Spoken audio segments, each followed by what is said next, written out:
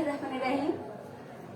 সুপ্রিয় শিক্ষার্থীবৃন্দ, সম্মানিত অভিভাবক, দর্শক, যারা এই মুহূর্তে ক্লাসটি দেখছেন সকলকে পলাশথানা মডেল উচ্চ বিদ্যালয়ের পক্ষ থেকে স্বাগত জানাচ্ছি। আমি রাহিম আক্তার, সহকারী শিক্ষক বাংলা, পলাশথানা মডেল উচ্চ বিদ্যালয়, পলাশ, নরসিংদী। অনেকদিন পরে লাইভ হলাম আজকে। তো শিক্ষার্থীবৃন্দ, যারা এই মুহূর্তে যুক্ত আছো তারা একটি ক্লাসটি শেয়ার করে দিবে। বাংলা দ্বিতীয় পত্র বিষয়ের ক্লাস নিব, নবম দশম শ্রেণী।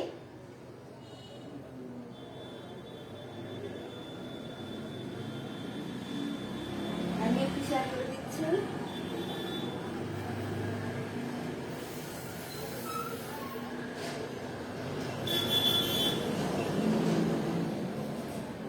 তোমাদের এটা হচ্ছে তৃতীয় অধ্যায়ে আমরা ধারাবাহিকভাবে নিচ্ছিলাম। এর আগে ছিল উপসাগর ক্লাস, নিশ্চয়ই তোমাদের মনে আছে। তো আজকে তৃতীয় অধ্যায়ে ধাতুর যে অংশটা, এই পরিচ্ছেদটা নিয়ে আজকে আমি আলোচনা করি। তাহলে চলো দেরি না করে আমরা ক্লাসে যুক্ত হয়ে যাই। আর তোমরা কি খাতা কলম নিয়ে একটু প্রস্তুত হয়ে যাও। ধাতুটা কি এটা আগে আমরা জেনে নিই। আমরা জানি যে আমাদের বাংলা ভাষায় কি ক্রিয়াপদ আছে। ক্রিয়াপদ ছাড়া কি বাক্য অসম্পূর্ণ। ক্রিয়াপদটা কি এটা আমরা সকলে জানি, তাই না? ক্রিয়াপদ কি? ক্রিয়াপদ হচ্ছে যে পদ দ্বারা কোনো কাজ করা বোঝায়। ক্রিয়াপদ কি? যে পদ দ্বারা কোনো কাজ করা বোঝায়, সেটা হচ্ছে ক্রিয়াপদ। আর ক্রিয়াপদ ছাড়া অন্য যা আছে সব কিছুই কি নামপদ, তাই না? তোমাদের মনে আছে আমি জানি। তাহলে ক্রিয়াপদ ছাড়া অন্য সকল পদকে কি নামপদ বলা হয়। বিশেষ্য, বিশেষণ, সর্বনাম, অব্যয়, এগুলো নিয়ে হচ্ছে নামপদ। আর ক্রিয়াপদ, ক্রিয়াপদ হচ্ছে যা দ্বারা কোনো কাজ করা বোঝায়, সেটাকে ক্রিয়াপদ বলি। যেমন ধরো, সুমন বই পড়ে। তো এখানে ক্রিয়াপদ কোনটা? হ্যাঁ, নিশ্চয়ই পেরে গেছো তোমরা। এটা হচ্ছে পড়ে। ক্রিয়াপদটা হচ্ছে কি? পড়ে। সুমন বই পড়ে, এটাই হচ্ছে ক্রিয়াপদ। তাহলে এখন আমরা আজকে যে পাঠে যাব সেটাতে দেখি যে কি এটা ধাতু। তাহলে ধাতু কাকে বলে? এটার জন্য কি আমাদের ক্রিয়াপদটা আগে প্রয়োজন হয়েছে, পরে শব্দটা হচ্ছে ক্রিয়াপদ। এখন এই ক্রিয়াপদকে আমরা ভাঙলে কি পাই দেখো। প যোগ এ, কি ঠিক তো? এটাই তো পাই না, প যোগ এ মানে পরে। তাহলে এই ক্রিয়াপদটাকে ভাঙলে, ক্রিয়াপদটাকে আমরা ভাঙলে দুইটা অংশ পাই। একটা হচ্ছে প যোগ এ। তাহলে এই পদটাই হচ্ছে তোমার ধাতু, আর এটা হচ্ছে ক্রিয়া বিভক্তি। অতিরিক্ত অংশের যোগ হলে কি শব্দ পদের সাথে, শব্দের সাথে কি অতিরিক্ত অংশের যোগ হলে কি সেটা বিভক্তি হয়ে যায়, তাই না? তাহলে ক্রিয়াপদের সঙ্গে যুক্ত হয়েছে, এটা হচ্ছে ক্রিয়া বিভক্তি। আর এই মূল অংশটা হচ্ছে কি ধাতু। তাহলে আমরা ক্রিয়াপদকে ভাগ করলে, ক্রিয়াপদকে বিশ্লেষণ করলে আমরা দুইটা অংশ পাই। এখন আমরা এটাতে যেতে পারি। ক্রিয়াপদকে ভাগ করলে আমরা দুইটা অংশ পাই। একটা হচ্ছে ধাতু, এটা আরেকটা নাম আছে, সেটা হচ্ছে ক্রিয়ামূল। ক্রিয়ার মূল অংশ ক্রিয়ামূল বা ক্রিয়া বিভক্তি, ক্রিয়ামূল বা ধাতু। তাহলে ক্রিয়াপদকে ভাঙলে আমরা কয়টা অংশ পাই? দুইটা অংশ পাই। কি কি? ক্রিয়ামূল এবং ক্রিয়া বিভক্তি। তাহলে ক্রিয়াপদে এই যে পরেরটাকে আমরা পর যোগ এ, হ্যাঁ পরে। তাহলে এটার সঙ্গে কি? পর হচ্ছে ধাতু, আর এ হচ্ছে ক্রিয়া বিভক্তি, আর পরে হচ্ছে কি ক্রিয়াপদ। পরে মুছে ফেললাম। এই যে পরে হচ্ছে ক্রিয়াপদ। আশা করছি তোমরা বুঝতে পারছো। পরে হচ্ছে ক্রিয়াপদ। তাহলে আমরা কি বলতে পারি? ক্রিয়ার মূল অংশ কি ধাতু বলে।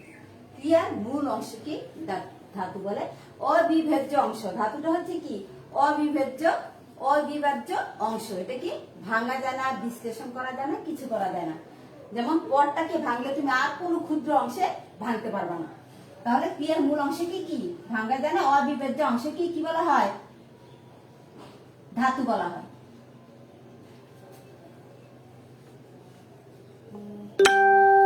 এখন তাহলে ক্রিয়াপদের সঙ্গে যুক্ত হলে যেহেতু আমরা এটাকে ধাতু বলবো, তাহলে এখানে আমাদের ক্রিয়াপদ ছাড়া তো অন্য পদগুলো আছে, সেগুলোকে কি বলেছিলাম, নামপদ বলেছিলাম। ধরো একটা শব্দ বললাম নিমাই, হ্যাঁ, এটাকে আমরা বিশ্লেষণ করে কি পাই, নি যোগ আই,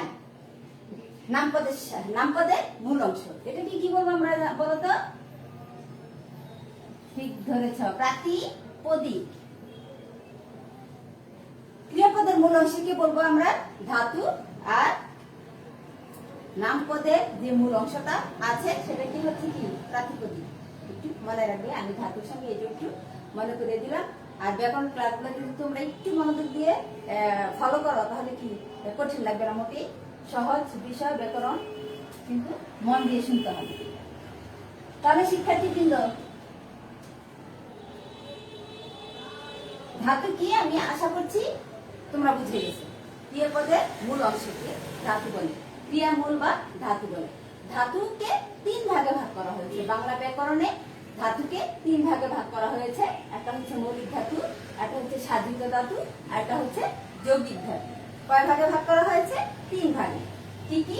মৌলিক ধাতু। মৌলিক ধাতুর আরেকটা নাম আছে, সেটা হচ্ছে সিদ্ধ বা স্বয়ংসিদ্ধ ধাতু। সিদ্ধ বা স্বয়ংসিদ্ধ ধাতু, এগুলো নৈর্ব্যক্তিক প্রশ্ন থেকে তো দুরকম নাম থাকে, তো সেটা কি একটু মনে রাখবে তোমরা। মৌলিক ধাতুর অপর নাম হচ্ছে সিদ্ধ বা স্বয়ংসিদ্ধ ধাতু। তাহলে ধাতুকে কয় ভাগে ভাগ করা হয়েছে? 3 ভাগে। কি কি? মৌলিক ধাতু, সাধিত ধাতু এবং যৌগিক ধাতু বা সংযোগমূলক ধাতু। এটা একটা নাম আছে যৌগিক বা সংযোগমূলক ধাতু। যৌগিক বা সংযোগমূলক ধাতু। আশা করছি এইটুকু তোমাদের একদম ক্লিয়ার হয়ে গেছে। ধাতু কাকে বলে, ক্রিয়াপদের মূল অংশকে ধাতু বলে। ক্রিয়াপদ আমি বুঝিয়ে দিলাম, যার দ্বারা কাজ করা বোঝায়, যেমন সুমন বই পড়ে। আর ক্রিয়াপদকে ভাঙলে 2টা অংশ পাওয়া যায়, একটা হচ্ছে ক্রিয়ামূল আর একটা হচ্ছে ক্রিয়া বিভক্তি। আর ধাতুকে 3 ভাগে ভাগ করা হয়েছে, একটা হচ্ছে মৌলিক ধাতু, একটা হচ্ছে সাধিত ধাতু, আর একটা হচ্ছে যৌগিক ধাতু। মৌলিক ধাতু, সাধিত ধাতু এবং যৌগিক ধাতু। মৌলিক ধাতু অপর নাম হচ্ছে সিদ্ধ বা স্বয়ংসিদ্ধ ধাতু। আজকে আমরা এই মৌলিক ধাতু পর্যন্তই আলোচনা করব, কারণ প্রত্যেকটারই কি শ্রেণী বিভাগ আছে। সুতরাং এক ক্লাসে এত চাপ না নিয়ে আমরা পরবর্তী ক্লাসে তোমাদের সেটা বুঝিয়ে দিব। তাহলে মৌলিক ধাতুকে নিয়ে আজকে আমাদের আলোচনা চলবে। তো মৌলিক ধাতু কাকে বলে? মৌলিক ধাতু মূল, যেটাকে কি আর কোনো অংশে ভাঙা যায় না, বিশ্লেষণ করা যায় না, মানে মূল অংশ কি। তোমরা এটা মৌলিক পদার্থ, যৌগিক পদার্থ এটার সঙ্গে কি মিলাতে পারো। মৌলিক পদার্থ কি? যে পদার্থকে ভাঙা যায় না, বিশ্লেষণ করা যায় না, কোনো ক্ষুদ্রতর অংশে ভাঙা যায় না, সেটাই হচ্ছে কি মৌলিক, মানে মূল জিনিসটা। তো এই মৌলিক ধাতুটাই কি ওরকমই, যাকে ভাঙা যায় না, বিশ্লেষণ করা যায় না, তাকে মৌলিক ধাতু বলে। মৌলিক ধাতুকে 3 ভাগে ভাগ করা হয়েছে। এগুলো হচ্ছে, দেখো আমি এখানে দিয়ে দিয়েছি, বাংলা ধাতু, সংস্কৃত ধাতু, বিদেশাগত ধাতু। বাংলা ধাতু, সংস্কৃত ধাতু, বিদেশাগত ধাতু। এখন এই নামের মাঝে কিন্তু আমরা এর উৎপত্তিটা পাই, এর সংজ্ঞাটা পাই। আর শব্দ শ্রেণীবিন্যাসে আমরা এটা জানি যে বাংলার শব্দ কোনগুলো, সংস্কৃত শব্দ কোনগুলো, এগুলো কি আমাদের বুঝতে আর বাকি নাই। এবং বিদেশাগত কোনগুলো, কারণ বাংলার শব্দগুলাই আমাদের বাংলা ভাষায় যে শব্দের সমৃদ্ধশালী আমাদের এই বাংলা ভাষা, প্রায় 30 কোটির বেশি লোক কি বাংলা ভাষায় কথা বলে। সেই বাংলা ভাষার শব্দ বিন্যাসে কি আমরা এটা জানি যে বাংলা শব্দ কোনগুলো, সংস্কৃত শব্দ কোনগুলো এবং বিদেশাগত শব্দ কোনগুলো। খাঁটি বাংলা, আমাদের বিদেশি শব্দগুলো কি বলা হয়? বাংলা শব্দ বলা হয়। মানে যেগুলো কি সংস্কৃত শব্দ থেকে প্রাকৃতের মধ্যে দিয়ে পরিবর্তিত হয়ে আমরা ব্যবহার করছি, বাংলা ভাষায় আছে, সেটাই হচ্ছে কি তোমার বাংলা ধাতু। আর সংস্কৃত ধাতু তো আরেকজন জানোই যে সংস্কৃত বা তৎসম, তৎসম শব্দ বা সংস্কৃত শব্দ। সংস্কৃত শব্দগুলো থেকে যে ধাতু এসেছে, সংস্কৃত শব্দগুলো থেকে যে ধাতু পেয়েছি আমরা সেগুলো হচ্ছে কি সংস্কৃত ধাতু। আর বিদেশাগত উদাহরণ দিলে তোমরা আরো বুঝে যাবে। বিদেশাগত মানে কি, বিদেশ থেকে আগত। বিদেশাগত বলতে কি বোঝায়, বিদেশ থেকে আগত মানে বিদেশি ভাষা থেকে। বিদেশি ভাষা থেকে যে শব্দগুলো যে ধাতুগুলো এসেছে সেগুলো কি বলা হয়, বিদেশি ধাতু বা বিদেশাগত ধাতু। কারণ আমরা জানি আমাদের বাংলা ভাষায় কি অনেক বিদেশি শব্দ ব্যবহৃত হচ্ছে, এখন সেগুলো কি আমাদের নিজস্ব বাংলার মতোই হয়ে গেছে। তাহলে এখন আমরা যাই যে বাংলা ধাতু কোনগুলো। হ্যাঁ, তাহলে বাংলা ধাতু হচ্ছে সেগুলো, আমি সংজ্ঞাটা মুখে বারবার বলছি, যেগুলো কি সংস্কৃত শব্দ থেকে, সংস্কৃত নয় সংস্কৃত শব্দ থেকে প্রাকৃতের মধ্য দিয়ে বাংলা ভাষায় যে ধাতুগুলো ব্যবহৃত হচ্ছে সেটাই কি বাংলা ধাতু। এখন বাংলা ধাতুকে আমরা কিভাবে চিনবো সেটা একটু আমি সহজ করে দিয়েছি। দেখো, তুই এরপরে সাধারণত যে ধাতু আমরা ব্যবহার করে থাকি, ধাতু তো ক্রিয়ার বল, তাই না? তাহলে তুই এরপরে আমরা সাধারণত যেগুলো ব্যবহার করে থাকি সেটাই হচ্ছে কি তোমার বাংলা ধাতু। যেমন এই যে তুই মাঝখানে রেখে আমি দিয়েছি চল, পর, খা, বস, ওঠ। হ্যাঁ, তো এইগুলো কি কি এই এই ধাতুগুলো কি ভাঙলে আর কোনো অংশ পাওয়া যাবে না, কোনো ক্ষুদ্রতম অংশ তুমি কি পাবে না। যেমন তুই চল, তুই পর, তুই খা, তুই বস, তুই ওঠ। এটা হচ্ছে একটা সহজ টেকনিক যে তুই এর পর আমরা যে ধাতুগুলো ব্যবহার করি সেটা হচ্ছে কি বাংলা ধাতু। আসলে যে ধাতুগুলো প্রাকৃতের মধ্য দিয়ে সংস্কৃত শব্দ থেকে উৎপত্তি, আমাদের নিজস্ব খাঁটি বাংলা শব্দ আর্য আগমনের পূর্বে সেটা আমরা জানি ব্যবহৃত হতো, সেটাই কি খাঁটি বাংলা। তাহলে এটা ভালো করে মনে রাখবে। আর এটা হচ্ছে সহজ টেকনিক যে তুই এর পরে আমরা যে ধাতু ব্যবহার করে থাকি, সাধারণত যে ধাতু ব্যবহার করে থাকি সেটাই কি বাংলা ধাতু। যেমন চল, পর, খা, বস, ওঠ ইত্যাদি।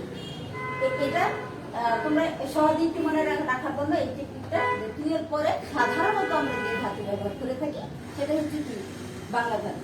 শিক্ষার্থীবৃন্দ, আমি আশা করছি বাংলা ধাতুতে কি আর তোমাদের সমস্যা নাই। আর ধাতু কি সেটাও তোমরা কি ক্লিয়ার বুঝে গিয়েছো। তারপর সংস্কৃত ধাতু, বাংলার মধ্যে কি বারবার বলেছি তাই না, সংস্কৃত তৎসম। সংস্কৃত মানে হচ্ছে তৎসম, সংস্কৃত শব্দ থেকে যে ধাতুগুলো ব্যবহৃত হচ্ছে, হ্যাঁ, সেগুলো কি সংস্কৃত ধাতু। এখন সংস্কৃত শব্দগুলোকে কি চিহ্নিত করার জন্য একটি সহজ ভাবে আমি দিয়েছি। যেমন সংস্কৃত ধাতুতে কি কি থাকবে, তোমার যুক্ত ব্যঞ্জন থাকবে, যেটা সহজে বুঝতে পারবে। যুক্ত ব্যঞ্জন, যুক্ত ব্যঞ্জন যদি যাই আমরা একটা ধাতু, এই যে অঙ্ক, হ্যাঁ, এখানে যুক্ত বর্ণ আছে, যুক্ত বর্ণ আছে, তাহলে এটা কি অঙ্ক মানে অঙ্ক আঁক, এটা থেকে আসে সেগুলো আর পরে আসবে বাংলা ধাতু হয়ে আঁক, আঁকা, অঙ্ক, অঙ্কন করা, আঁকা, যুক্ত ব্যঞ্জন অঙ্ক। তারপরে তোমার আছে আরো বন্ধ, বন্ধ, বন্ধ না বন্ধ, হ্যাঁ, বন্ধ, বন্ধন। তারপরে আছে তোমার রিকার, রিকার যদি থাকে তাহলে কি সেটা আমরা ধরে নিব এটা সংস্কৃত। যদি রিকার থাকে সেটা কি আমরা ধরে নিব সংস্কৃত। যেমন ক্রি, ক্রি মানে কর, ক্রি মানে কি কর, করা, কর আর যুক্ত হলে কি করা। তারপরে দ্রি, দৃশ মানে দেখা, রিকার যুক্ত হলে কি তোমরা ধরে নিবা এটা হচ্ছে সংস্কৃত ধাতু। তারপরে আরো আছে তোমার ফলা যুক্ত হয়, অনেক ক্ষেত্রে কি ফলা যুক্ত হয়ে থাকে। যেমন তোমার শ্রু, এই যে রফলা শ্রু, শ্রু মানে কি শোনা, শ্রবণ করা, শোনা বা শ্রবণ করা। তারপরে হচ্ছে তোমার ক্র, রফলা নদ, ক্রন্দ মানে কি কাদা, ক্রন্দন, ক্রন্দন দিতে পারো, ক্রন্দন। তাহলে শিক্ষার্থীবৃন্দ, আমরা সংস্কৃত ধাতু কিভাবে বুঝতে পারবো সেটা কি সহজ একটা টেকনিক এখানে দিয়ে দিয়েছি। যে যদি যুক্ত ব্যঞ্জন থাকে, তারপরে রিকার থাকে এবং ফলা থাকে, সেটা কি অবশ্যই সংস্কৃত ভাষা, তৎসম বা সংস্কৃত। এরপরে যাই আমরা বিদেশাগত।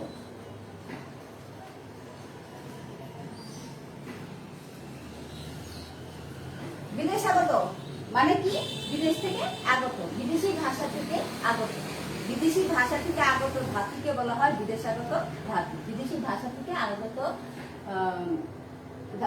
ধাতুকে বলা হয় বিদেশাগত। যেমন আর্ট, আর এগুলো সাধারণত হিন্দি ভাষায় হয়ে থাকে, আর আরবি ফার্সি কিছু আছে, আর অধিকাংশই কি হিন্দি ভাষায় হয়ে থাকে। এটা একটু মনে রাখবা যে বিদেশাগত ধাতুগুলো ম্যাক্সিমামই বা বেশিরভাগ গুলোই তোমার হিন্দি শব্দে, আর কিছু আছে আরবি ফার্সি থাকে। যেমন আট, আট হচ্ছে শক্ত করে বাঁধা। কোন অর্থটা দিয়ে দিয়েছি তোমাদের বইতেও দেয়া আছে, শক্ত করে বাঁধা, তোমরা একটু দেখবে। তারপরে খাট, খাট কি? মেহনত করা, পরিশ্রম করা, মেহনত করা বা পরিশ্রম করা। তারপরে হচ্ছে চ্যাচ, চ্যাচ হচ্ছে কি? চিৎকার করা, চ্যাচ চিৎকার করা। এগুলো বাক্যে ব্যবহার সহ কি তোমরা একটু চর্চা করবে, তাহলে মনে থাকবে তোমাদের। এই হচ্ছে আমাদের বিদেশাগত ধাতু। তাহলে শিক্ষার্থীবৃন্দ, আজকে যেটুকু আলোচনা করলাম আমরা, ধাতু, ধাতু কি, ক্রিয়াপদ কি, ক্রিয়াপদকে কয়টি অংশে ভাগ করা হয়েছে? দুইটি অংশে ভাগ করা হয়েছে। কি কি? ক্রিয়ামূল এবং ক্রিয়া বিভক্তি। এই ক্রিয়ামূলটাই হচ্ছে কি? ধাতু। আর ধাতুকে বাংলা ভাষার ব্যাকরণের ধাতুকে তিন ভাগে ভাগ করা হয়েছে: মৌলিক ধাতু, সাধিত ধাতু, যৌগিক ধাতু। আর মৌলিক ধাতুর অপর নাম হচ্ছে সিদ্ধ বা স্বয়ংসিদ্ধ। এখানে অল্প একটু লিখেছি যৌগিক বা সংযোগমূলক ধাতু। আমি আগামী ক্লাসে এই বিষয়ে তোমাদের আলোচনা করে দিব ইনশাল্লাহ। আর মৌলিক ধাতুকে তিন ভাগে ভাগ করা হয়েছে: বাংলা ধাতু, সংস্কৃত ধাতু এবং বিদেশাগত ধাতু। বাংলা ধাতুগুলো হচ্ছে বাংলা ভাষায় ব্যবহৃত, মানে যেগুলো সংস্কৃত শব্দ থেকে পরিবর্তিত হয়ে প্রাকৃতের মধ্য দিয়ে বাংলা ভাষায় ব্যবহৃত হচ্ছে, সেগুলো বাংলা ধাতু। আর এটা আমরা সহজে বুঝে যাব। তুই এর পরে সাধারণত যে ধাতু মানে ক্রিয়ামূল, তুই এর পরে যে ক্রিয়ামূলগুলো আমরা ব্যবহার করব সেটা হচ্ছে কি? বাংলা ধাতু। আর সংস্কৃত হচ্ছে তৎসম শব্দ থেকে এসেছে এই ধাতুগুলো, সংস্কৃত ধাতু।